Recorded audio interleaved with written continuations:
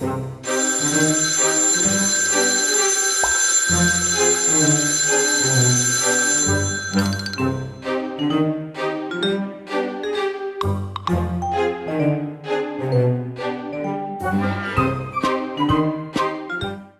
you ever picked up your phone just to check something and then suddenly an hour goes by?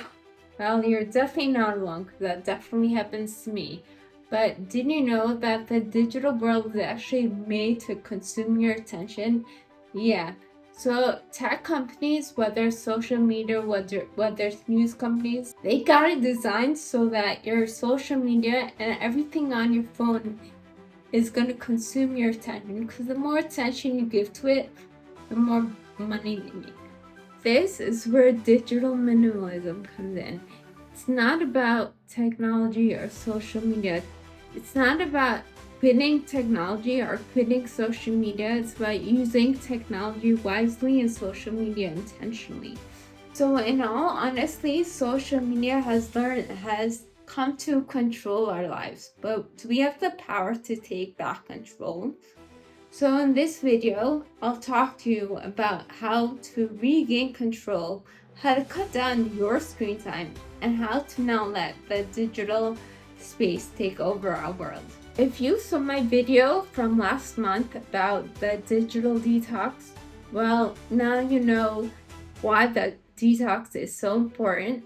But today, let's get into a little bit more about how exactly we can do a reset on our minds. So, like I said, digital minimalism is about regaining your control over your attention and your time. It's about quality over quantity and making sure what we use in social media is for a reason. So there are 3 things that qualifies our usage as minimalistic. Number 1, using technology for purpose rather than habit. So picking up your phone after every 5 minutes to check your WhatsApp messages is a habit. But picking up your phone to make sure you order something by a certain time, that's a purpose. Number 2, when we watch content, when we engage with content, make sure it adds value instead of just noise. So what does that mean? So when we watch a YouTube video, make sure it has some educational content. We're learning something rather than just mindlessly scrolling. And number 3 is creating boundaries. So we should know when we need to use technology and social media, so we can control it rather than it control us. So here are some practical ways to reduce your screen time. So number 1 is you can do a screen audit. You can set up your phone to see how many hours during the day you actually use it. And watch out, I've done this before and the numbers might actually shock you. Another way you can reduce your screen time is scheduling digital free hours. So number 1 is you turn off unnecessary notifications on your phone, and then you can schedule certain times during the day which will be a tech-free or social media-free time zone, such as mealtime, such as going to the gym. Step 3 is use the home screen test.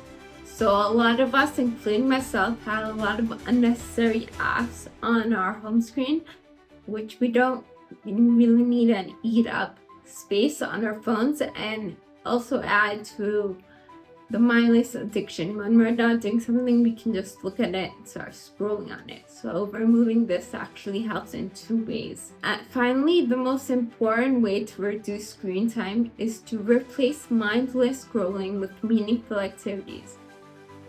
So instead of, when you're going to bed, just scrolling YouTube, read a book, say a prayer, chant, right?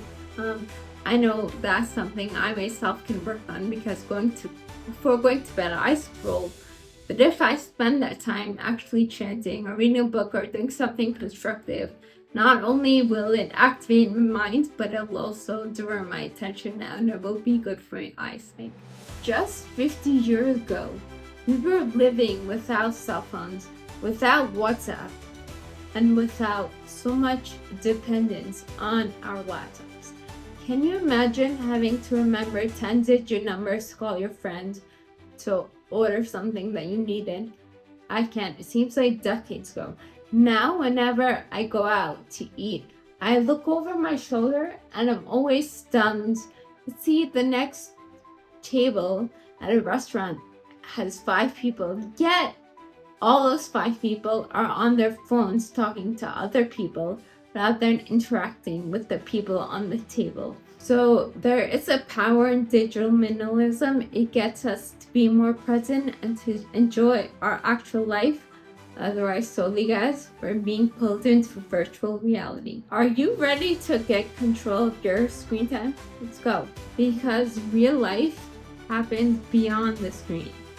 If you liked this video and if it resonated with you, give me a thumbs up and let me know how you plan to break free from your digital addiction today.